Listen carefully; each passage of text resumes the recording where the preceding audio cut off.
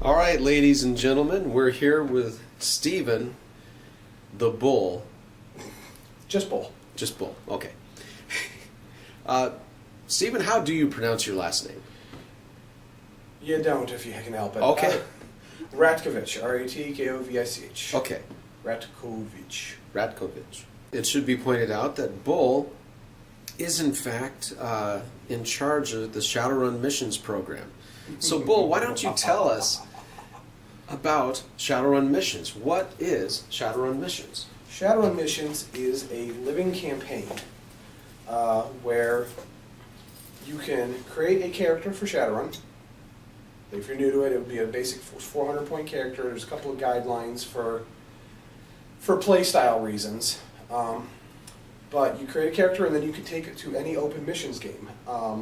Missions are run at game conventions. They are run at gaming stores by Catalyst demo agents. Game clubs will run them.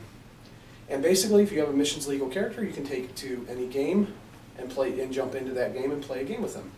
And you earn karma, you earn money, earn other rewards, and it lets you progress your character even if you don't have a regular gaming group. So you can continue to grow a more and more powerful character. For missions, there's a couple different types of missions. There are what we call the SRM series missions, or seasonal missions. These are missions that follow a story arc of some sort, and usually have a set location. Season 3 was a set in New York, and involved the group of megacorps that run Manhattan Island, and how they interacted. And it was very much a corporate-controlled city, so it was a very different style of game. And that was Season 3. Season 4 is set in Seattle, and is more traditional, Shadowrunners doing Shadowrunny things. And the other type of mission we run is called a CMP. It's Convention Mission Pack, is what that stands for. The convention missions are more of one-shots. They can take place anywhere. They aren't necessarily tied to any specific storyline or plot line. Sometimes they occasionally are. Like, we've got one mission that touches on some of this stuff from it touches on some of the spy game stuff that just came out, and it's set in Denver, and the players are involved in hunting down a rogue spy.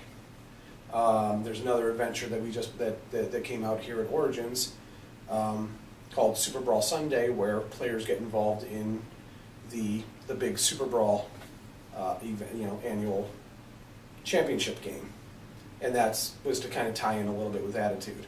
But otherwise, we don't have anything specific. Now, game masters can actually buy Shadowrun Missions from either your online store at Catalyst Games, right? Correct. Or from like RPG Now or Drive-Thru. Drive-Thru RPG, yes. Okay.